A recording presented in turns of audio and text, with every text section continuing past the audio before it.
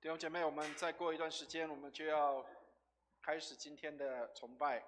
让我们来到上帝的面前，带着敬畏的心，也带着欢喜快乐的心，来将我们的献祭交在上帝的面前，让我们的献祭成为馨香的祭，献在主的坛前。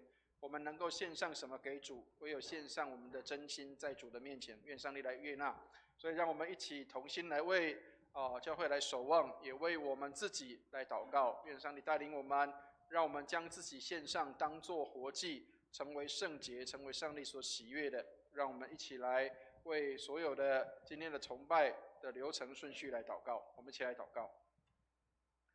慈悲爱我们的天父，感谢你，让我们能够在新年的开始，我们能够有这样的时刻，每个礼拜天早上能够来到你的殿中来敬拜你，来瞻仰你的容面。愿你施恩来看顾我们，让我们在你面前所献上的是感谢和赞美的祭。愿你施恩来连续看顾你的儿女，施恩给你的子民，让你的子民在你恩典当中得享你的祝福跟喜悦。为着今天早上的崇拜献上感恩，也为着没有办法来到我们当中的弟兄姐妹来献上祷告，保守他们都十分的平安。他们无论在工作、读书或在任何地方，你的恩也随着他们。为线上的弟兄姐妹也献上祷告，让我们在现场跟线上同一个时间、不同地点，我们一起来敬拜。也为所有的设备、器械安排、人员的运作来献上祷告。愿你施恩看顾，你的圣灵在我们当中运行，做奇妙的事，让我们今天早上的崇拜满满的馨香的祭献在主你的坛前，蒙你的悦纳。感谢祷告，奉耶稣基督的圣名。弟兄姐妹，让我们预备心来敬拜我们的上帝，我们预备心来朝见主。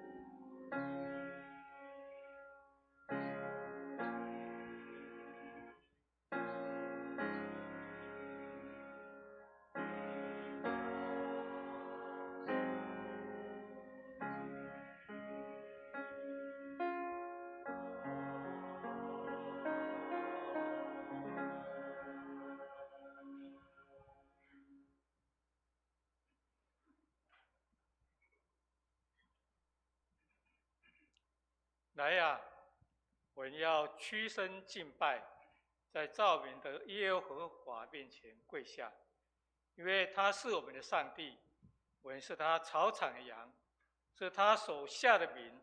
我愿今天你们听他的话。弟兄姐妹，我们静下心来，做个祷告。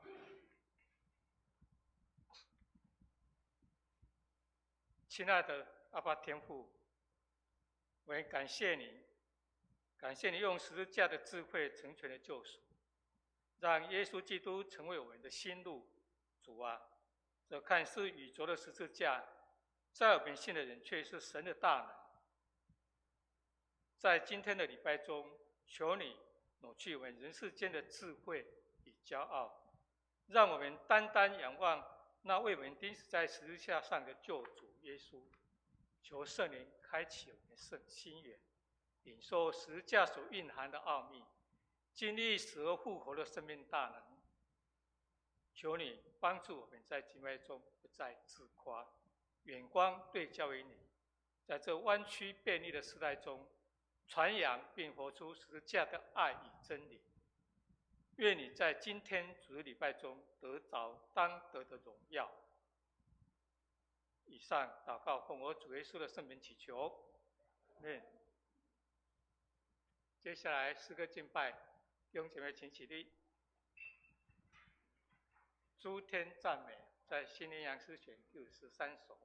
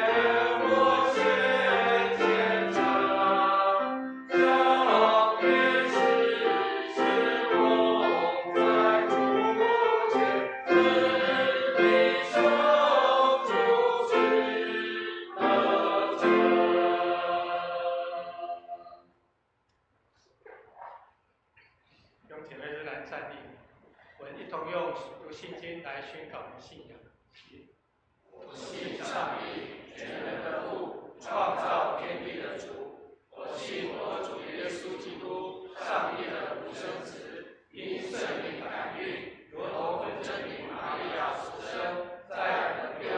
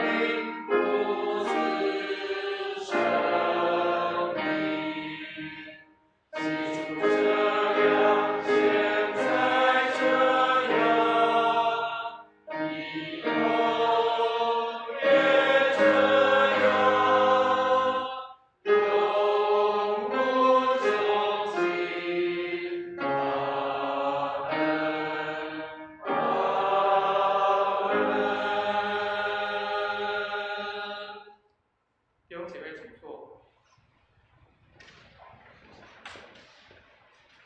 接下来是经文，今天的经文在诗篇112篇1到16节，诗篇112篇1到10节，由我来请弟兄姐妹来阅读。最后一节的时候，我们在一起。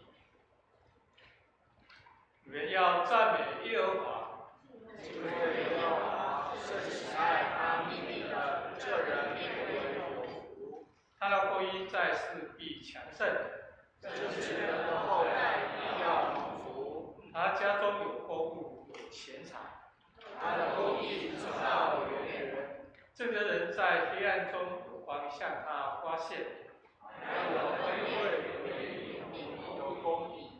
施恩与人，借贷与人的这人事情顺利。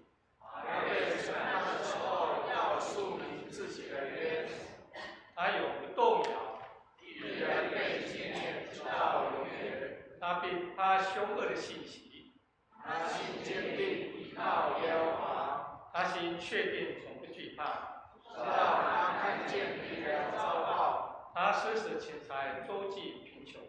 他的仁义直到永远。他的脚必被高举，大有荣耀。来，我们一起。恶人看见便恼恨，并咬牙而消化。恶人的心愿要归灭绝。接下来公祷，为以下事项来做祷告。首先，我们为非洲国家朋友来祷告，愿基督信仰能进入他们的生活文化之中，国家百姓能更认识基督的信仰。为台湾卫理公会北山教区永和天文堂齐志强牧师，为教会奉献充足，教会同工合一得人，牧者同工身心健康来祷告。为台湾旧历年将来到，台湾百姓大得平安，新年有新的盼望来祷告。为寒假期间，老师及学生们有很好的时间来做安排及控管来做祷告。接着，我用主教的主祷文来一同祷告。为在天上的父，愿人都尊你的名为圣，愿你的国降临，愿你的旨意行在地上，如同行在天上。我们日用的食，今日赐给我们，免我们的债，如同我们免了人的债，叫我们遇见试探，救我们脱离凶恶。因为国度、权力、荣耀，全是你的，直到永远。阿门。接下来，圣道理，今课文请关怀弟兄会共读神话。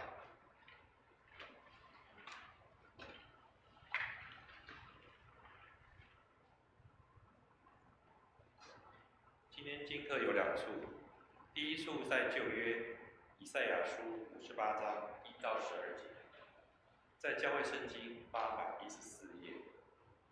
以赛亚书58章第1节，你们要大声喊叫，不可止息，扬起声来，好像吹角，向我百姓说明他们的过犯，向雅各家说明他们的罪恶。他们天天寻求我，乐意明白我的道，好像行义的国民，不离弃他们上帝的典章，向我求问公义的判语，喜悦亲近上帝。他们说：我们禁食，你为何不看见呢？我们刻苦己心，你为何不理会呢？看哪，你们禁食的日子，人求利益，勒逼人为你们做苦工。你们禁食，却互相争竞，以凶恶的拳头打人。你们今日禁食，不得使你们的声音听闻于上。这样禁食，岂是我所拣选，使人刻苦己心的日子吗？岂是叫人垂头像鬼子，用麻布和炉灰铺在他地以下吗？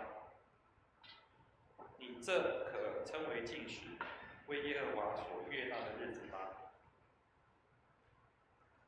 我所拣选的禁食，不是要松开凶恶的绳，解下恶的锁，使被欺压的得自由，折断一切的恶吗？不是要把你的饼分给饥饿的人，将飘柔的穷人接到你家中，见刺身的给他衣服遮体，顾恤自己的骨肉，而不掩藏吗？这样你的光就必发现如早晨的光，你所得的医治要速速发明，你的公义必在你前面行，耶和华的荣光必作你的后盾。那时你求告耶和华必应，你呼求他必说：我在这里。你若从你中间除掉众恶和指摘人的指头，并发恶言的事，你的心若向饥饿的人发怜悯，你困苦的人得满足，你的光就必在黑暗中发现，你的幽暗必变如正午。耶和华也必时常引导你，在干旱之地使你心满意足，骨头强壮。你必像浇灌的园子，又像水流不绝的泉源。那些注意你的人必修造久已荒废之处，你要建立拆毁累代的根基。你必称为补破口的和重修路径与人居住的。第二处经歌在新约马太福音第5章13至20节，在教会圣经第4页。第5章13节，你们是世上的盐，盐若失了味，怎能叫它再咸呢？以后无用，不过丢在外面，被人践踏了。你们是世上的光，晨照在山上是不能隐藏的。人点灯，不放在斗底下，是放在灯台上，就照亮一家的人。你们的光也当这样照在人前，叫他们看见你们的好行为，并将荣耀归给你们在天上的父。莫想我来要废掉律法和先知，我来不是废掉，乃是成全。我是在告诉你们，就是到天地都废去，律法的一点一画也不能废去，都要成全。所以无论何人废掉这诫命中最小的一条，又教训人这样做，他在天国要称为最小的。但无论何人遵循这诫命，又教训人遵行，他在天国要称为大的。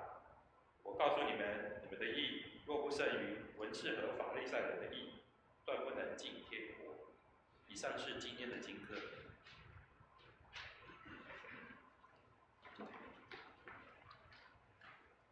我们谢谢华裔弟兄为我们诵读上帝的话语。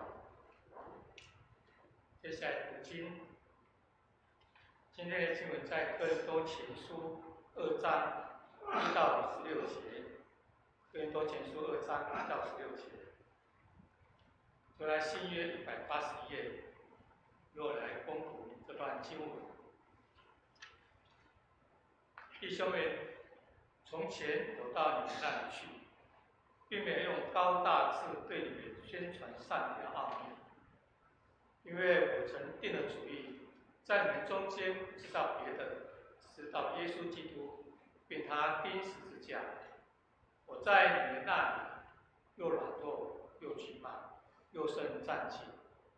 我说的话，讲的道理，不是用智慧委婉的言语，乃是用圣灵和大能的凭证，叫你们的信不在乎人的智慧，只在乎上帝的大能。然而，在完全的人中，我也讲智慧，但这不是世上的智慧，也不是这世上有权位将要败亡之人的智慧。我会讲的，乃是从前所隐藏上帝奥秘的智慧，就是上帝在万事以前必定使我们得荣耀。这智慧世上有权位的人，没有人知道。他们若知道，就不把荣耀的主钉在十字架上。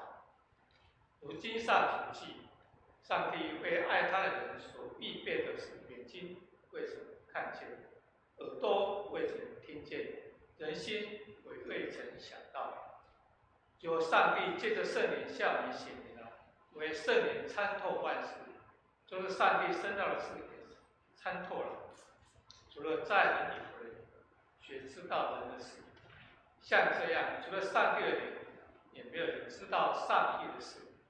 我们所领受的，并不是世上的灵，乃是从上帝来的，叫我们知道上帝开恩赐给我们的事，并且我们讲说这些事，不是用人智慧所指教言语，乃是用圣灵所指教的言语，将属灵的话解释属灵的事。然而属血气的人不会以为上帝圣灵的事，反倒以为不足，并且不能知道，因为这些事唯有属灵的人才能看透。属灵的人能看透万事，却没有一个人能看透了他。学成知道主的心去教导他人，但我们是有基督的心啊。以上是神的话。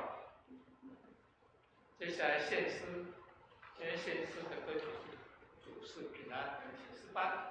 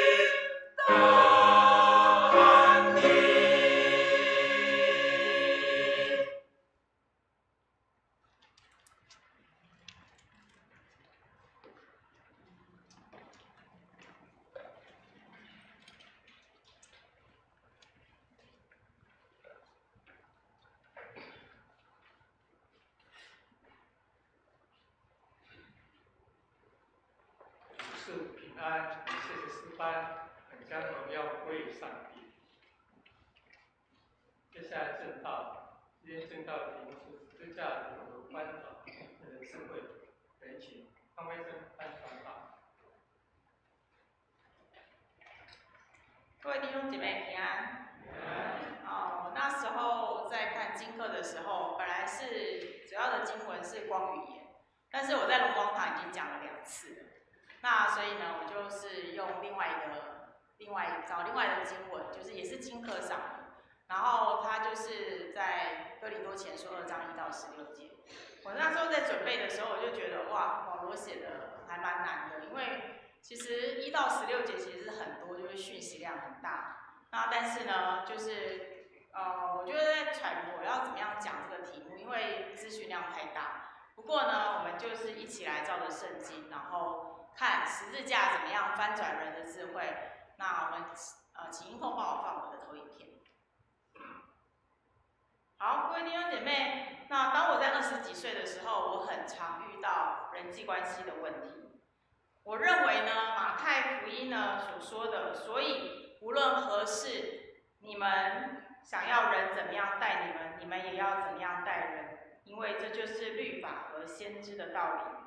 这句经文呢说呢，如果照表面的意思说呢，是我用真心待人，人家也会真心的待我。但是我长大之后发现，好像不是这么样。我真心待人，人家不一定会用同等的回报待我。而且那时候我就会觉得很受伤，我就问上帝说：“圣经不是这样写的吗？”但现实好像不是这样，怎么我觉得我一直在被别人伤害呢？经过了数年之后，我更认识上帝以后，我原来把这节经文呢读成世界的运作方式，但耶稣其实在宣告天国的活法。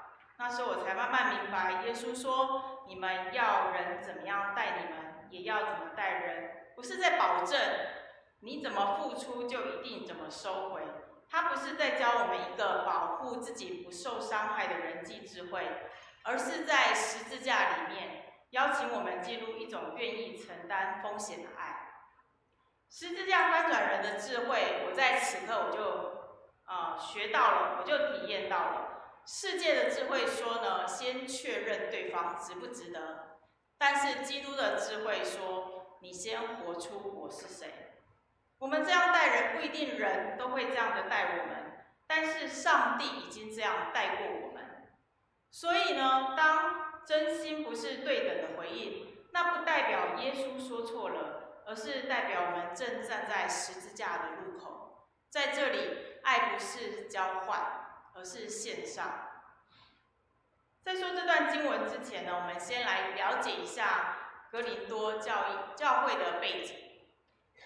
哥林多教会呢，因为它在希腊，所以呢，这个地方呢就深受希腊文化的影响，然后居民非常醉心于哲学口才还有辩论，因此巡回演说家在当地都很受欢迎。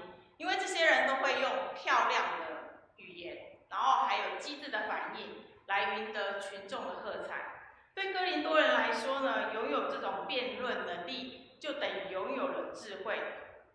这种世俗的价值观就渐渐的渗透到教会里面，导致信徒也用演说家的方式标准，然后去评判使徒的讲道，甚至造成了结党纷争。像是在哥林多前书1章12节，就有人推崇亚波罗的口才而轻看保罗，所以保罗就明确的指出，世人的智慧和神的智慧在本质上是对立的。什么意思呢？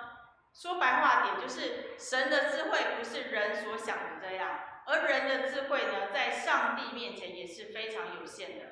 那我们在进入主题之前，我们先一起来读这段经文。那我要请弟兄念1节，然后姐妹念1节。在哥林多前书2章1到16节，弟兄先起。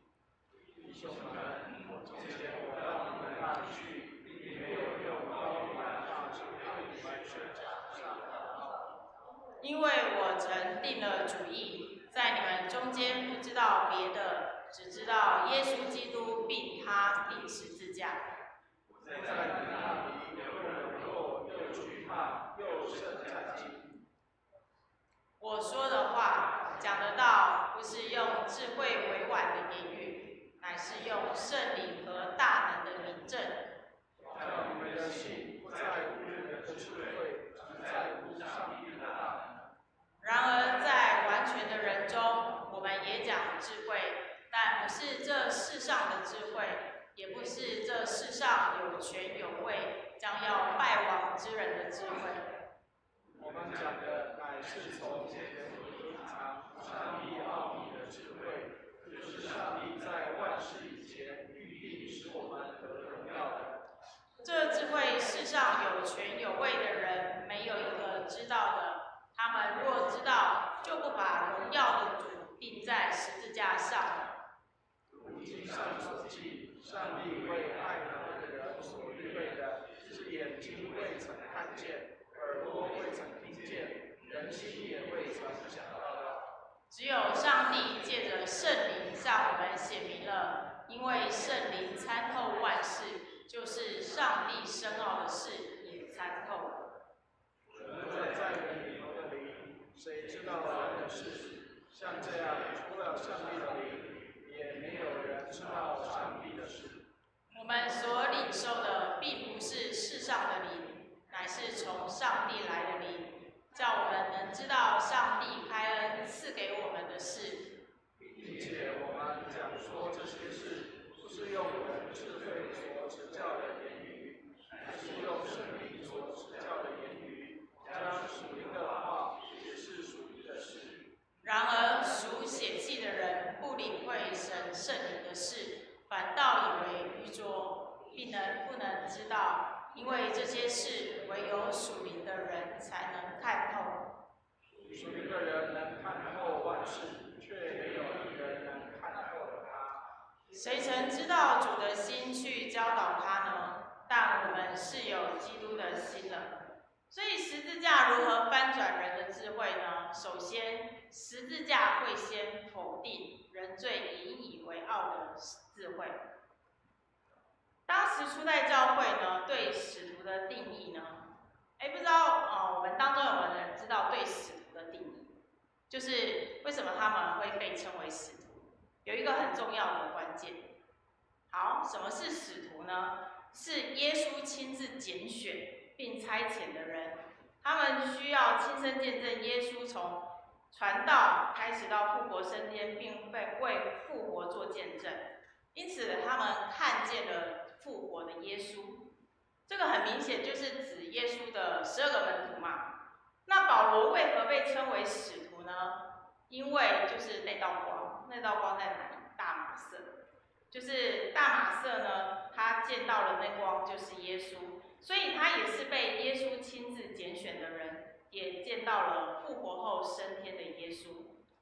保罗是使徒，毋庸置疑，但这样的身份在教会应该是相当有自信的，因为亲眼证实过，整个气场应该拿出来。但是他在哥林多，他怎么说呢？他是用软弱、惧怕且战兢的态度。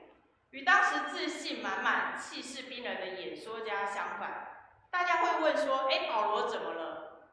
他不是使徒吗？事实上，保罗呢表现的软弱，实际上是神大能运行的先决条件，是为了让圣灵在他身上动工。这很不一样吧？忠诚的基督徒往往对自身的不足有深刻的自觉。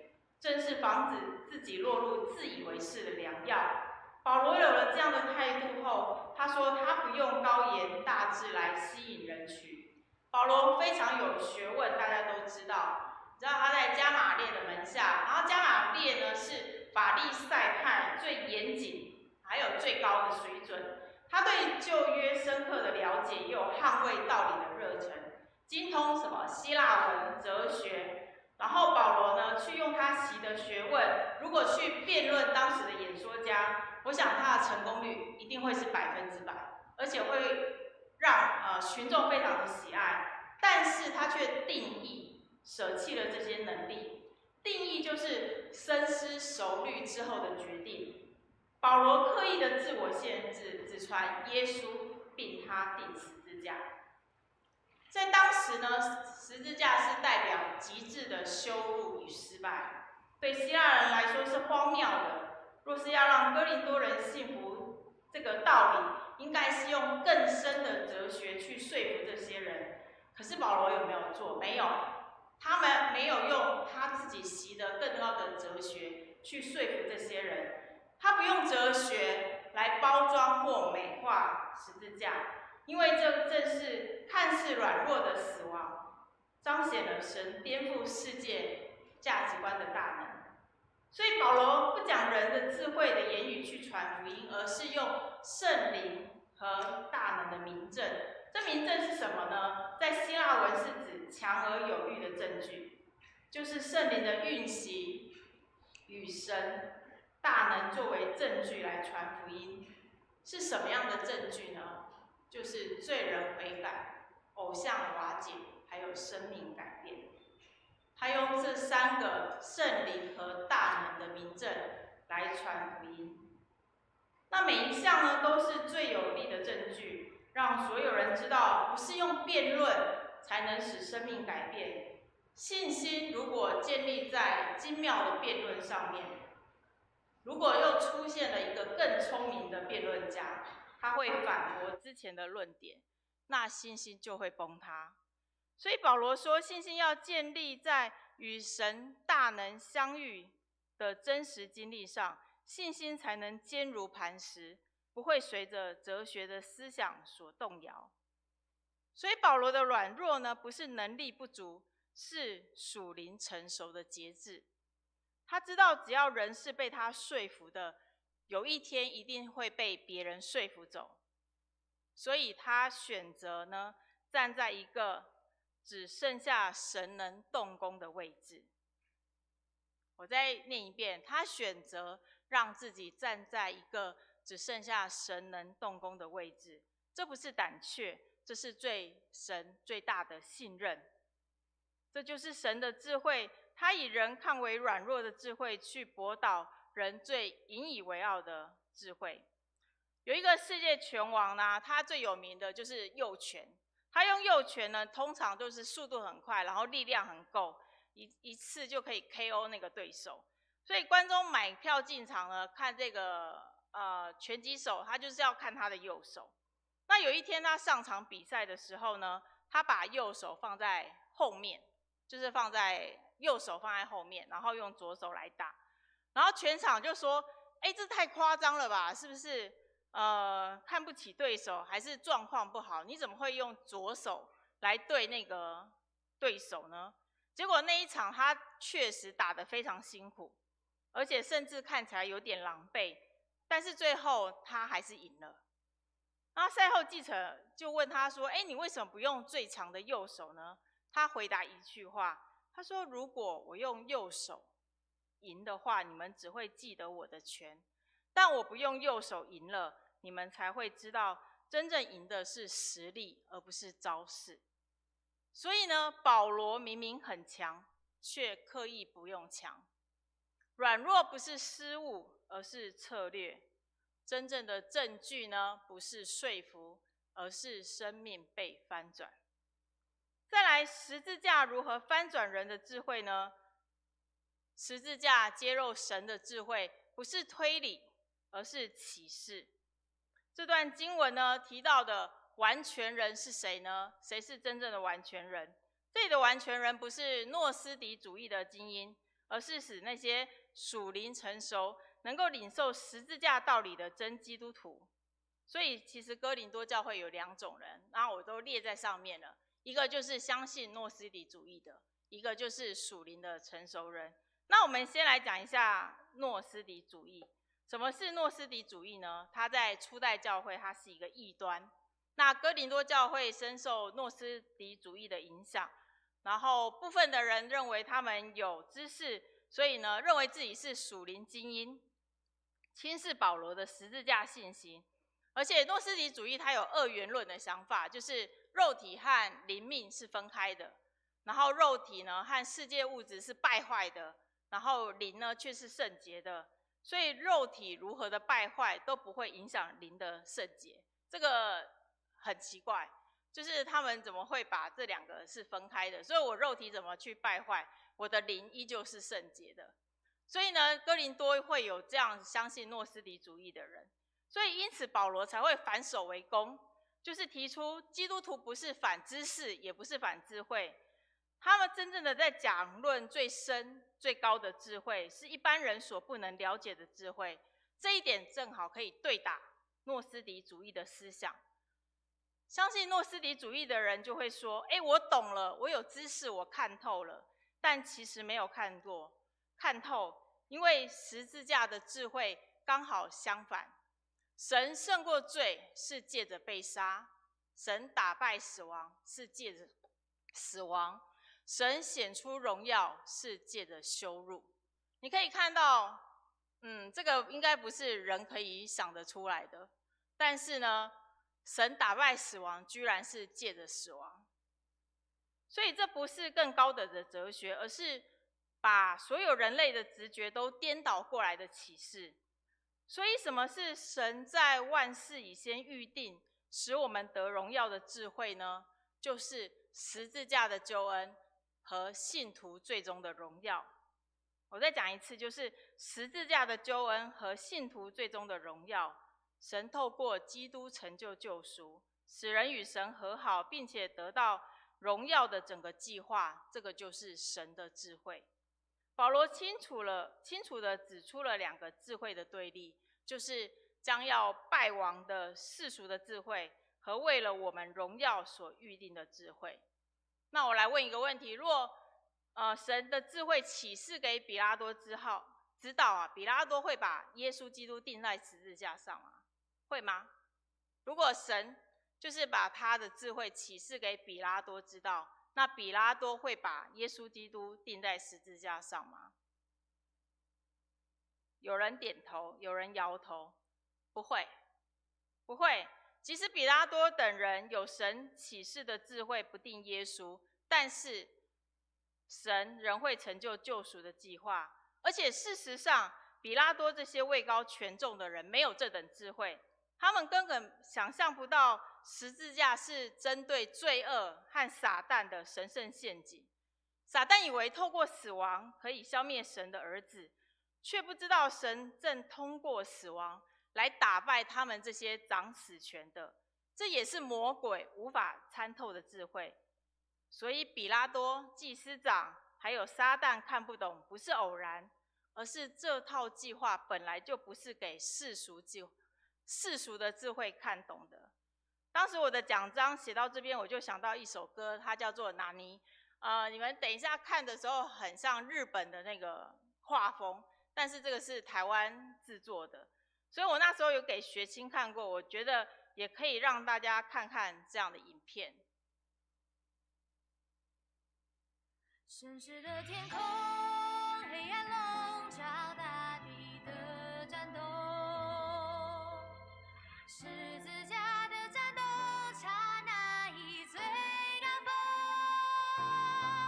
那神殿深处的隔绝，在那瞬间已划破，永恒与人间的高墙正崩落。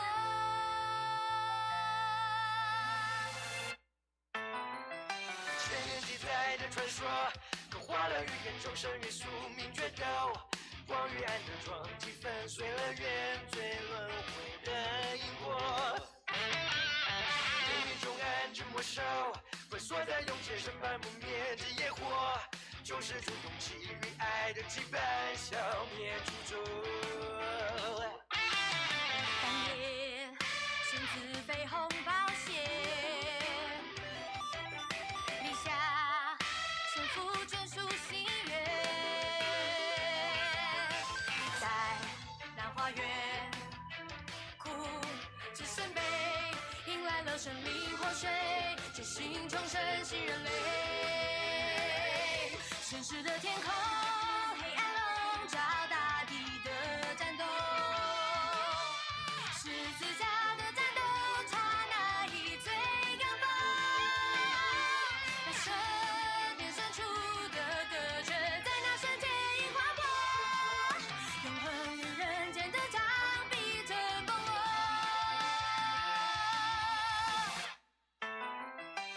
天使惊觉暴走，他傲慢的气才已降临在眼眸，还以为是只赌狗适应渴求，险险战斗。殊不知他已败落，懂他人间的模样也未能看透，不能腐败的躯体在墓中蠢蠢欲动。3天破晓的坟墓前，女子天使血口惊觉，火是部内，光之语言，破裂吧死亡之间，烛火守护新世界。盛世的天空，黑暗笼罩大地的战斗，十字架的战斗，它那一最高峰。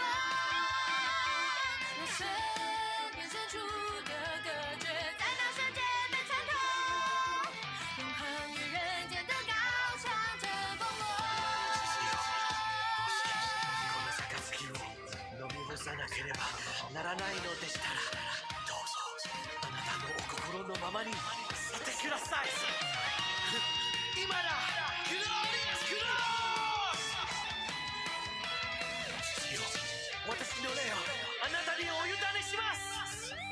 成片的苍穹，初代使徒承袭了教宗，耶路撒冷已燃起圣灵的烈火，钉最耀眼的束缚，一字之谜也将破，启示录语言影响永恒中末。これは最後だ。It is finished。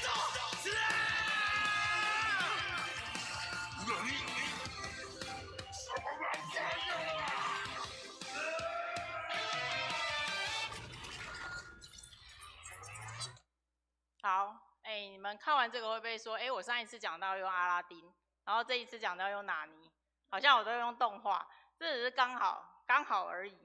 不过你们看完是不是有深刻的了解到撒旦为什么怒吼？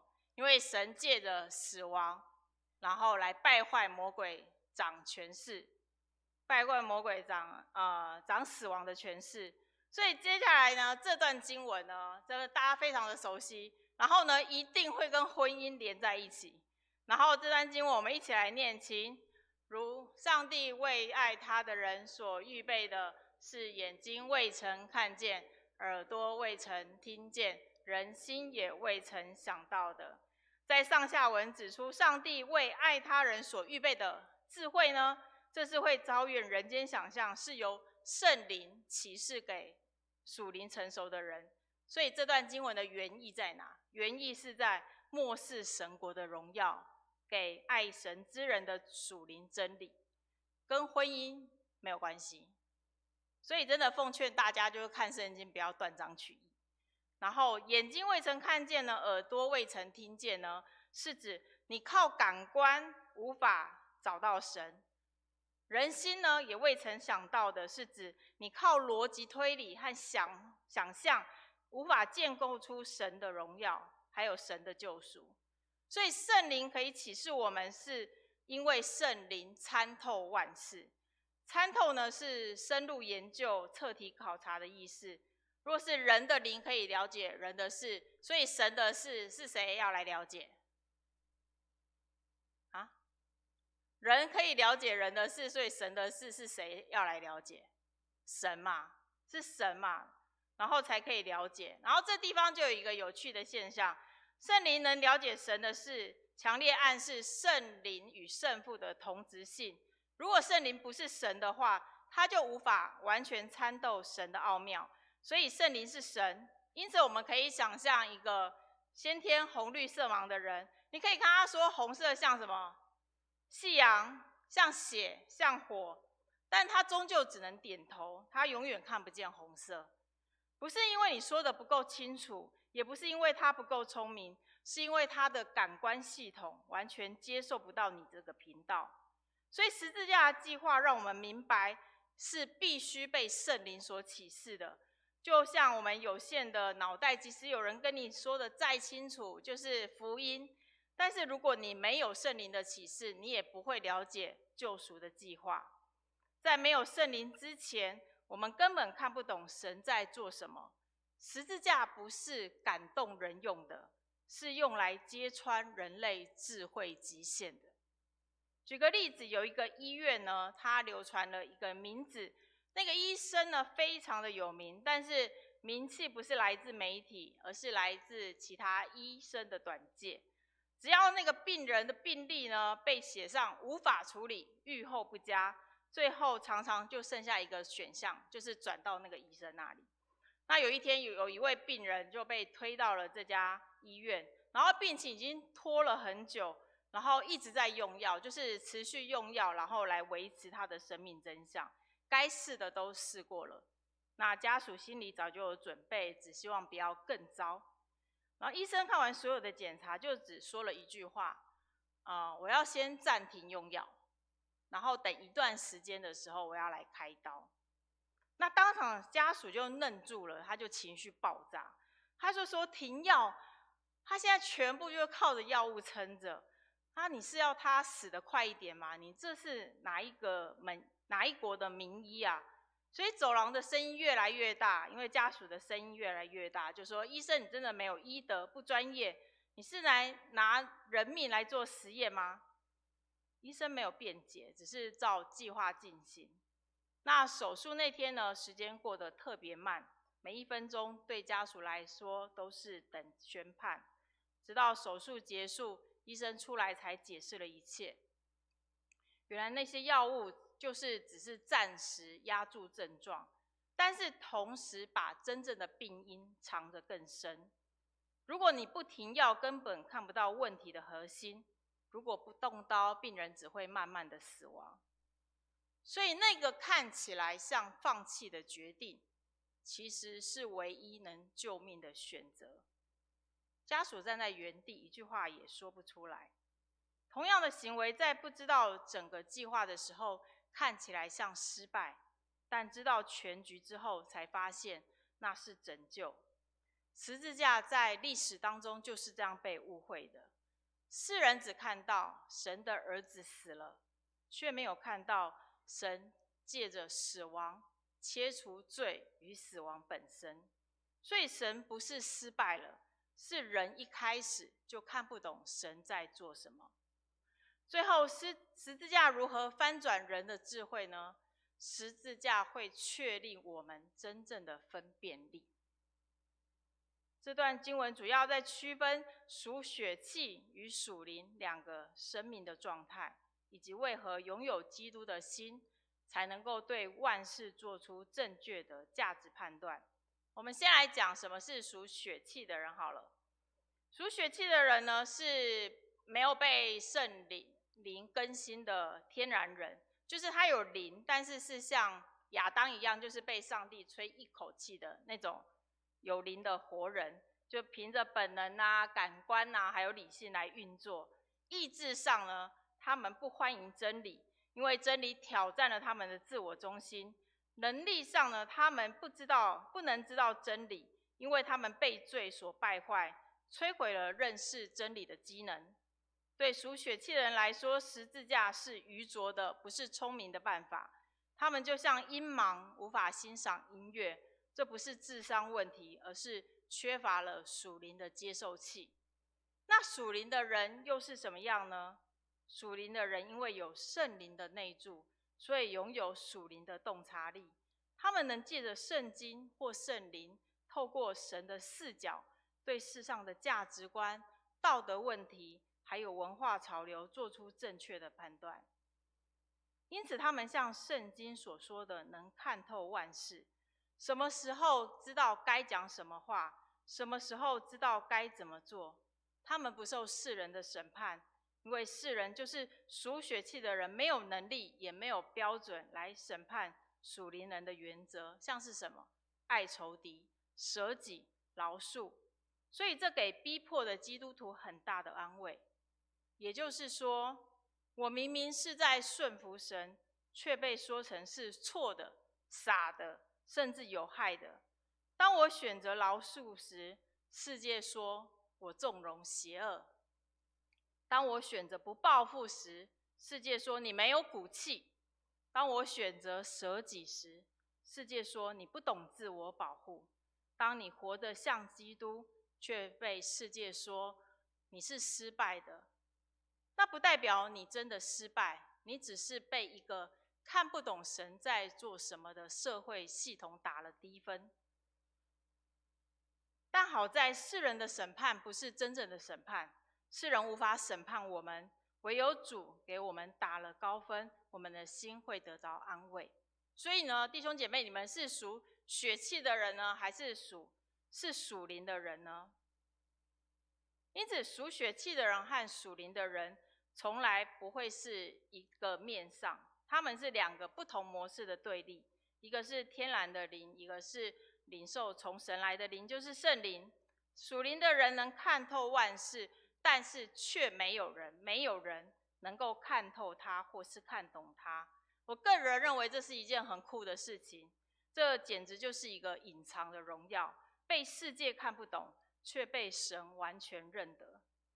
接下来保罗引用以赛亚书4章13节，谁能测度耶和华的心呢？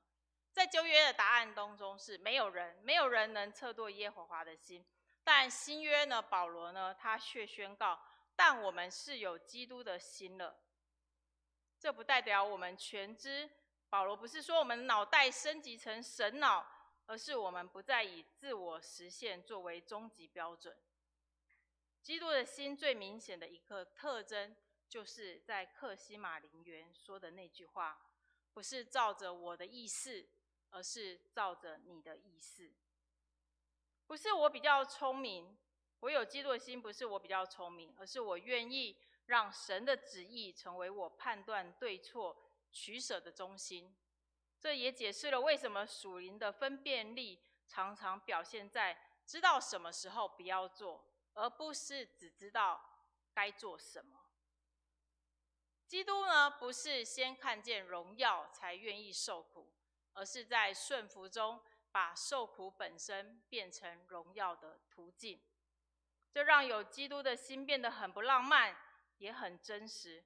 他不保证你走的路会比较顺，却保证你不会把暂时的挫败误认为终极的失败。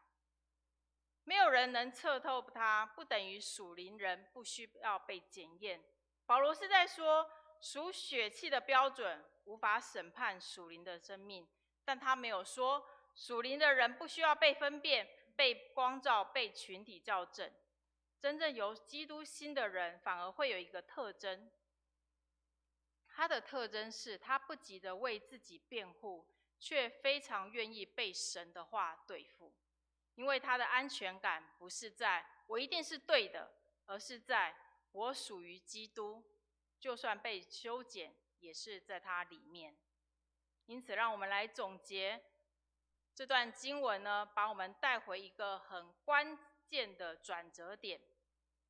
信仰不是让世界变得合理，而是让我们在不合理的事件中仍然选择活出基督。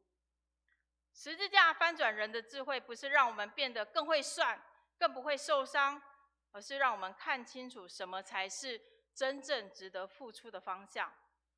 世界的智慧教导我们要保护自己、衡量风险、确保回报，但十字架的智慧却把我们带到一个只剩下神能动工的位置。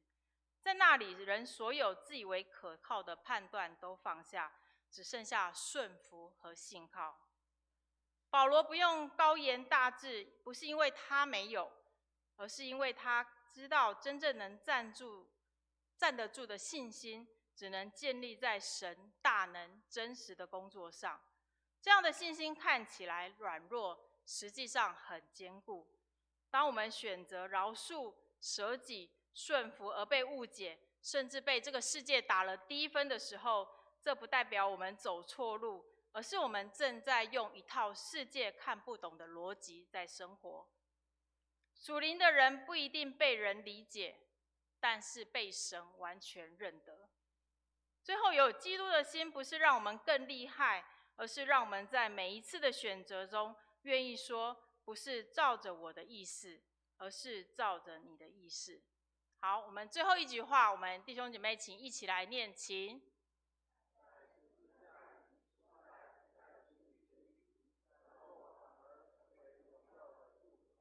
我们一起来做结束的祷告。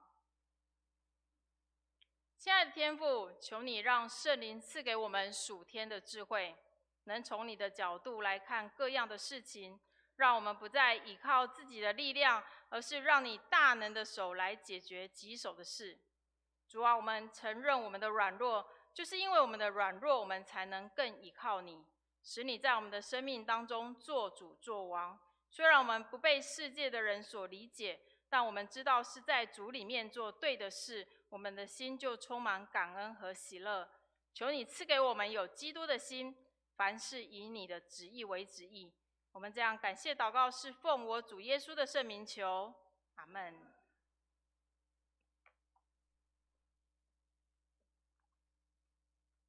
我们谢谢关传道委员传讲十字架如何翻转人的智慧。我们知道犹太人是要神迹，希腊人是求智慧，我们却是传钉十字架的基督。因为神的宇宙总比人智慧，神的软弱总比人刚强。接下来回应诗歌，弟兄姐妹请起立。我为虚主。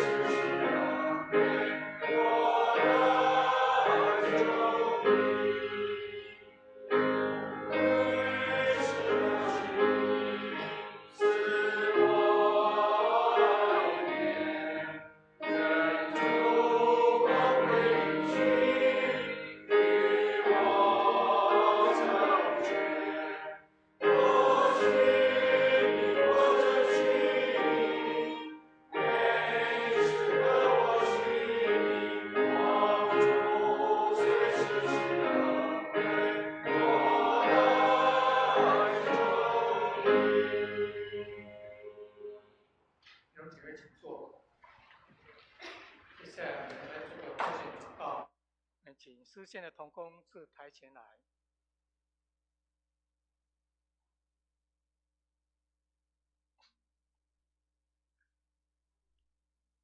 万有的主，万物都从你而来，我们所有的一切都是你所赏赐的。我们把从你而得的献上些许的金钱，作为荣光堂的事工使用，愿主悦纳。祷告奉我主耶稣的圣名祈求。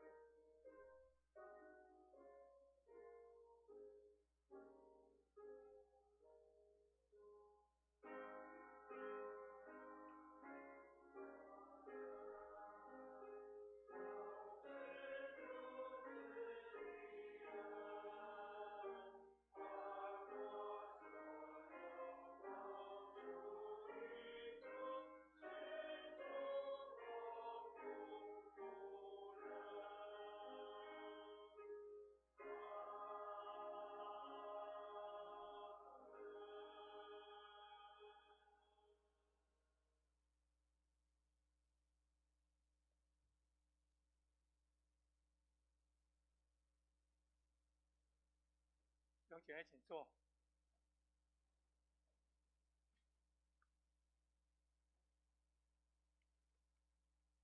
我们来介绍新朋友，那个沙国泰跟赵志忠是我们总会来的，一个是财务主席沙泰国弟兄，还有产业组长赵志忠弟兄，我们欢迎。一次欢迎，永远欢迎。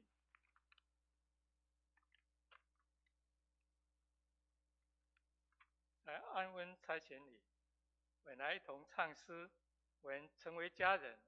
我们来唱2遍，第2遍的时候彼此问安拱手。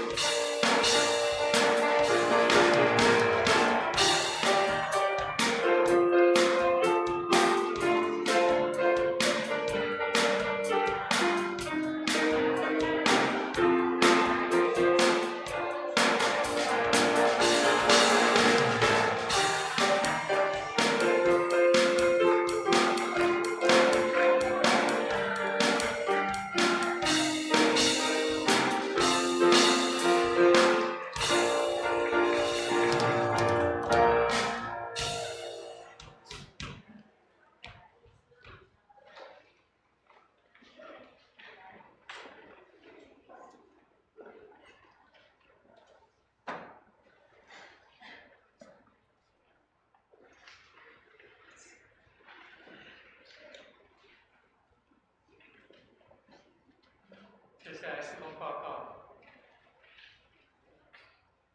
我们再次欢迎我们总会沙泰国财务主席，还有赵志忠弟兄产业组长，我们再次欢迎他们。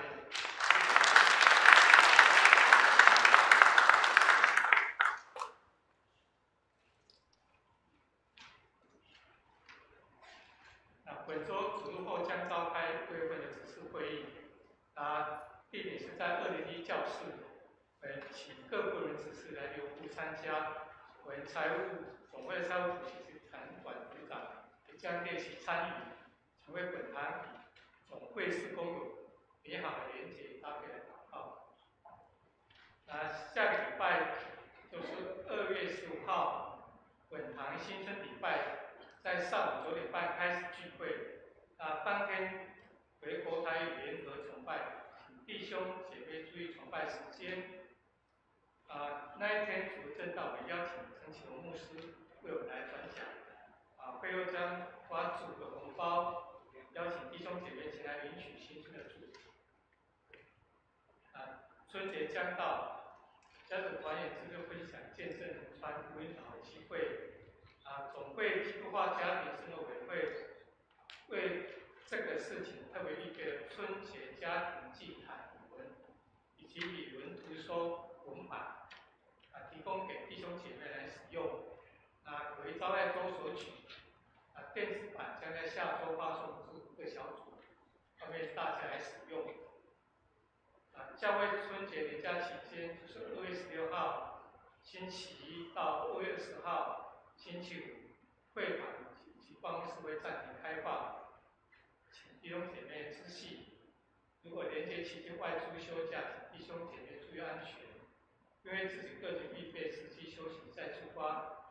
连结期间若有任何问题，请拨牧师手机或者赖讯息，牧师会尽快的回复。115年自无艺人学院热烈招生中案，我们请为老师预备及报名状况来代导。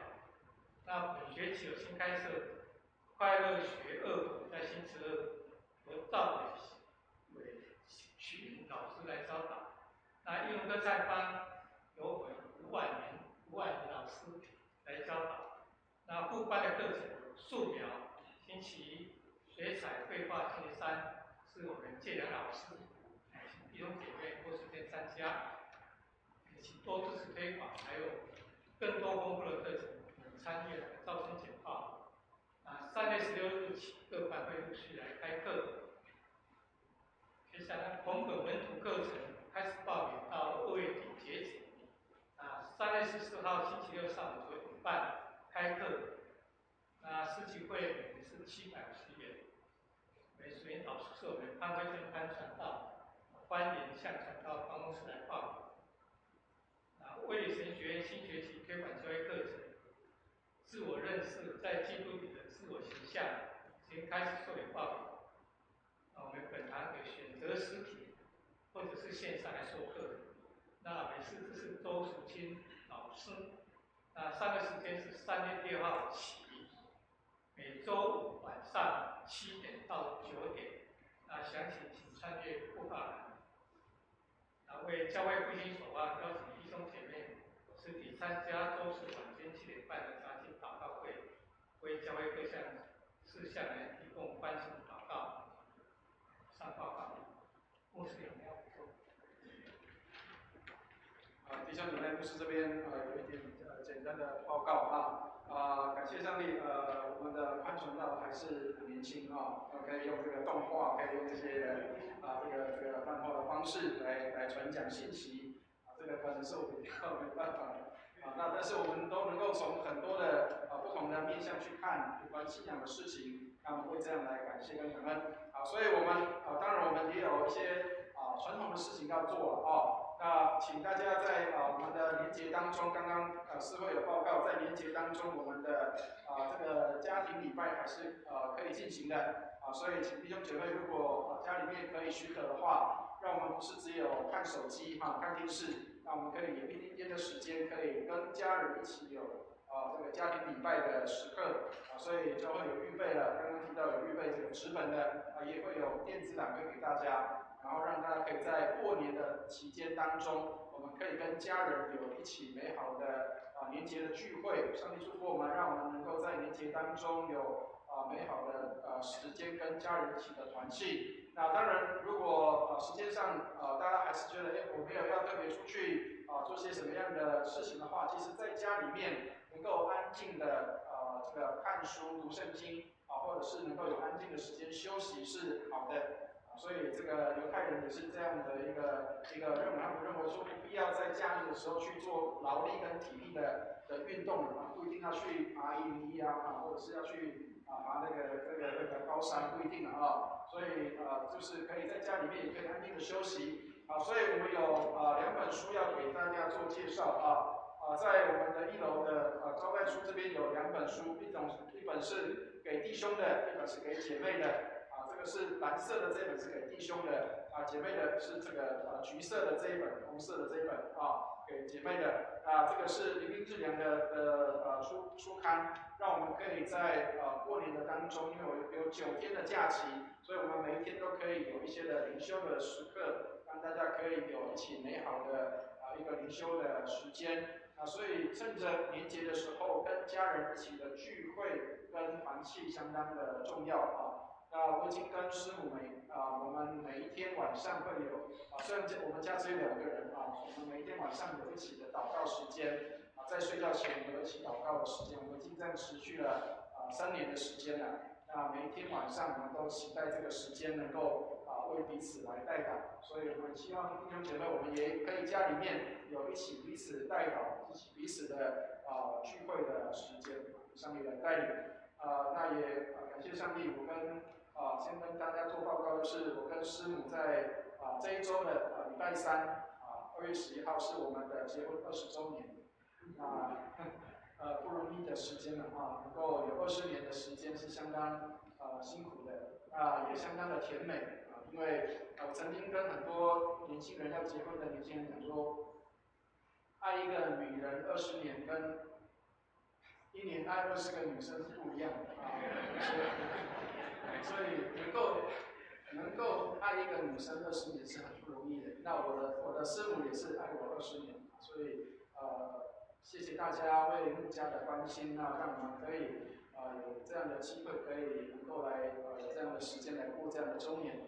那也期待弟兄姐妹，我们在家庭的生活上面，我们也能够更多的上帝的蒙福在这一年当中。所以只要有机会想到今天的经文里面这个韩传道特别给我们的经文里面，十字架解决所有一切的问题，十字架解决所有一切的问题，上帝的带领所以也给大家做介绍，就是我们在今年会有红本的课程上课所以3月14号就要开课了。那我们报名在2月底以前，所以请弟兄姐妹，如果还没有上过红本的课程，那想要来了解怎么样来读完一次圣经，完整的读完一次圣经的话欢迎来报名欢迎来报名那我们也请弟兄姐妹来上我们的这个制服学院的课程，特别邀请，如果你可以担任福音班长或是福音的这个同学可以来邀请同学来认识上帝的话，那特别邀请大家。那所以请弟兄姐妹，如果可以跟我们的办公室来做这样的一个报名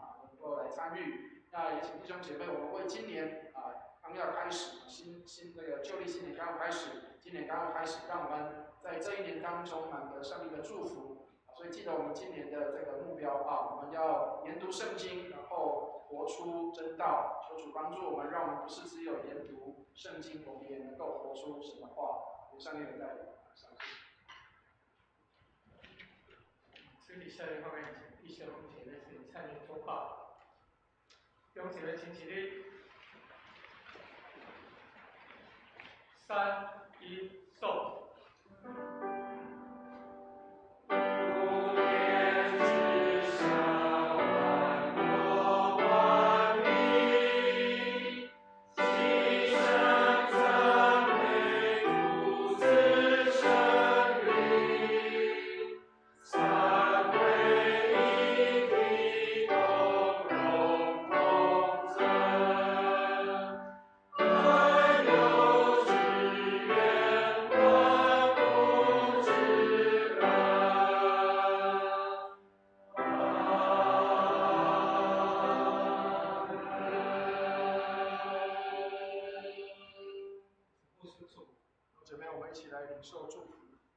慈悲爱我们的天父，感谢你将你的祝福从天上倾倒下来，祝福我们的弟兄姐妹，我们的工作、家庭、生活一切蒙恩，让我们成为蒙福的人，也使我们身边的人因我们得福。愿我主耶稣基督的恩惠、天父上帝的慈爱、圣灵的感动与交通，常与我们众人同在，从今时直到永永远远。阿门。颂。